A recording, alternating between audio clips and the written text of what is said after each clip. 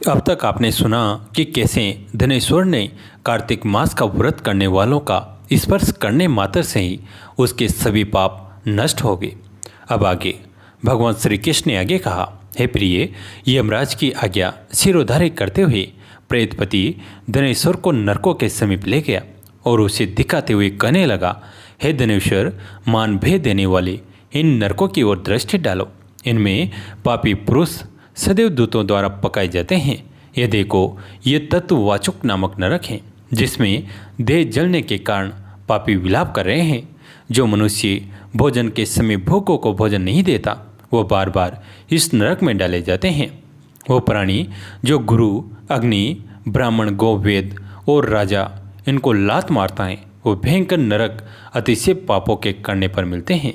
आगे देखो, यह दूसरा नरक है जिसका नाम अंतामिस्त्र है। इन पापियों को सुई की भांति मुख वाले तमोत नामक कीड़े काट रहे हैं। इस नरक में दूसरों का दिल दुखाने वाले पापी गिराए जाते हैं। ये तीसरा नरक है जिसका नाम क्रेके है। इस नरक में पापियों को आरे से चिरा जाता है। यह नरक भी असीम मत्र वर्ण आदि भेदों से 6 प्रकार का होता है। इसमें स्त्री तथा पुत्र के वियोग कराने वाले मनुष्यों को कढ़ाई में पकाया जाता है। 2 प्रियजनों को दूर करने वाले मनुष्य भी असीम मत्र नामक नरक में तलवार की धार से काटे जाते हैं और कुछ भेड़ियों के डर से भाग जाते हैं। अब अर्गल नामक ये चौथा नरक देखो। इसमें पापी विभिन्न प्रकार से चिल्लाते हुए इधर उधर भाग रहे हैं। ये नरक भी वध आदि भेदों से 6 प्रकार का है। अब तुम यह 5वां नरक देखो जिसका नाम कुट सालमली है। इसमें अंगारों की तरह कष्ट देने वाले बड़े बड़े कांटे लगे हैं। यह नरक भी यातना आदि भेदों से 6 प्रकार का है। इस नरक में पर स्त्री गमन करने वाले मनुष्य डाले जाते हैं। अब तुम ये 6ठा नरक देखो। उल्वण नामक नरक में सिर नीचे करके पापियों को लटकाया जाता है। जो लोग भक्ष्य भक्ष्य का विचार नहीं करते, दूसरों की निंदा और चुगली करते हैं, वे इस नरक में डाले जाते हैं। दुर्गंध भेद से यह नरक भी 6 प्रकार का है। यह 7वां नरक है जिसका नाम कुंभीपाक है। यह अत्यंत भयंकर है और 6 भी प्रकार का है। यह भी 6 प्रकार का है। इसमें महापात के मनुष्यों को पकाया जाता है। इस नरक में सहस्त्रों वर्षों तक यातना भोगनी पड़ती है। यही रोरो नरक है जो पाप इच्छा रहित किए जाते हैं वो सुखे और जो पाप इच्छा पूर्व किए जाते हैं वो पाप आदर कहलाते हैं। इस प्रकार शुष्क और आदर भेदों से ये पाप 2 प्रकार के होते हैं। इसके अलावा और भी अलग अलग 84 प्रकार के पाप हैं। अपक्रीड़, पाणाक्यते, मलिनीकर्ण, जाति भ्रष्ट कर्ण, उपाय, अतिपाप, महापाप, ये 7 प्रकार के पातक हैं। जो मनुष्य जैसा कर्म करता है उसे इन 7 नरकों में उसके पाप कर्मों के अनुसार पकाया जाता है।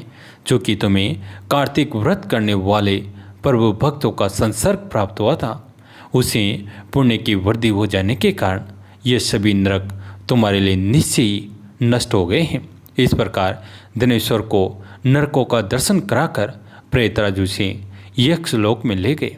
वहाँ जाकर उसे वहाँ का राजा बना दिया। वहीं कुबेर का अनुचर धनश्य के नाम से प्रसिद्ध हुआ। बाद में महर्षि विश्वामित्र ने उसके नाम पर तीर्थ बनाया था। कार्तिक मास का व्रत महाफल देने वाला है। इसके समतुल्य ने कोई दूसरा पुण्य क्रम नहीं है। जो भी मनुष्य इस व्रत को करता है तथा व्रत करने वाले का दर्शन करता है उसे मोक्ष की प्राप्ति होती है। सूजी ने कहा, इस प्रकार अपनी अत्यंत प्रिय सत्यभामा को यह कथा सुनाकर भगवान श्री कृष्ण संध्योपासना करने के लिए माता के घर में गए। यह कार्तिक मास का व्रत भगवान विष्णु को अति प्रिय है तथा भक्ति प्रदान करने वाला है। रात्रि जागरण, प्रातःकाल का स्नान, तुलसी वट सिंचन, उद्यापन और दीपदान, ये 5 क्रम भगवान विष्णु को प्रसन्न करने वाले हैं, इसलिए इनका पालन अवश्य करना चाहिए। ऋषि बोले, भगवान विष्णु को प्रिय अधिक फल की प्राप्ति कराने वाले, शरीर के प्रत्येक अंग को प्रसन्न करने वाले कार्तिक माह में आपने हमें बताया, यह मोक्ष की कामना करने वाले अथवा भोग की इच्छा रखने वाले मनुष्यों को यह व्रत अवश्य ही करना चाहिए। इसके अतिरिक्त हम आपसे एक बात पूछना चाहते हैं कि यदि कार्तिक मास का व्रत करने वाला मनुष्य किसी संकट में फंस जाए या वह किसी वन में हो या व्रती किसी रोग से ग्रस्त हो जाए तो उस मनुष्य को कार्तिक व्रत को किस प्रकार करना चाहिए, क्योंकि कार्तिक व्रत भगवान विष्णु को अत्यंत प्रिय है और इसे करने से मुक्ति एवं भक्ति प्राप्त होते हैं, इसलिए इसे छोड़ना नहीं चाहिए। श्री सूत जी ने इसका उत्तर देते हुए कहा, यदि कार्तिक का व्रत करने वाला मनुष्य किसी संकट में फंस जाए तो वह हिम्मत करके भगवान शंकर या भगवान विष्णु के मंदिर जो भी पास हो उसमें जाकर रात्रि जागरण करे। यदि व्रती घने वन में फंस जाए तो फिर पीपल के वृक्ष के नीचे या तुलसी के वन में जाकर जागरण करे।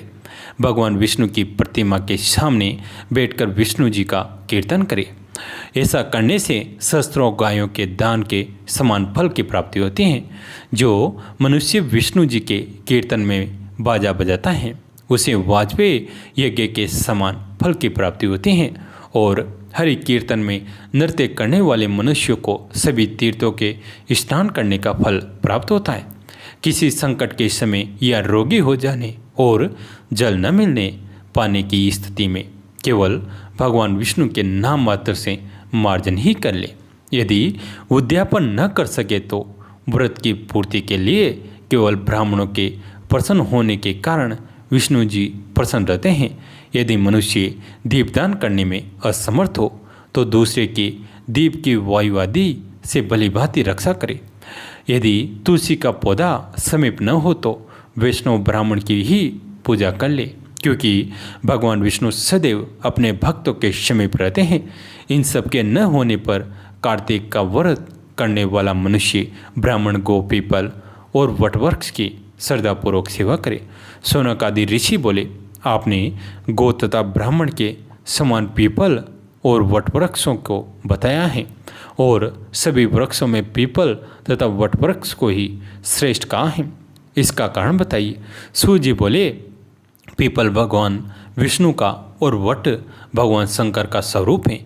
पलाश ब्रह्मा जी के अंश से उत्पन्न हुआ है जो कार्तिक मास में उसके पत्तल में भोजन करता है वह भगवान विष्णु के लोक में जाता है। जो इन वृक्षों की पूजा सेवा एवं दर्शन करते हैं उनके सभी पाप नष्ट हो जाते हैं। ऋषियों ने पूछा, हे प्रभु, हम लोगों के मन में एक शंका है कि ब्रह्मा विष्णु और शंकर वृक्ष स्वरूप क्यों हुए?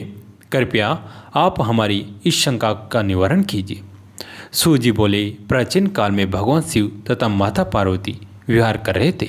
उस समय उनके विहार में विघ्न उपस्थित करने के उद्देश्य से अग्निदेव ब्राह्मण का रूप धारण कर के वहाँ पहुँचे। विहार के आनंद के वशीभूत हो जाने के कारण कुपित होकर माता पार्वती ने सभी देवताओं को शाप दे दिया। माता पार्वती ने कहा, हे देवताओं, विशेष सुख से कीट पतंगे तक अनभिज्ञ नहीं है। आप लोगों ने देवता होकर भी उसमें विघ्न उपस्थित किया है, इसलिए आप सभी वृक्ष बन जाओ। सूत जी बोले, इस प्रकार कुपित पार्वती जी के शाप के कारण समस्त देवता वृक्ष बन गए। यही कारण है कि भगवान विष्णु पीपल और शिव जी वट वृक्ष हो गए। इसलिए भगवान विष्णु का शनिदेव के साथ योग होने के कारण केवल शनिवार को ही पीपल को छूना चाहिए, अन्य किसी भी दिन नहीं छूना चाहिए। कैसी लगी आज की कथा? अगर अच्छी लगी तो लाइक कीजिए, अपने दोस्तों के साथ फैमिली के साथ शेयर कीजिए। कहानियाँ तक सुनने के लिए आप सभी का तहे दिल से धन्यवाद।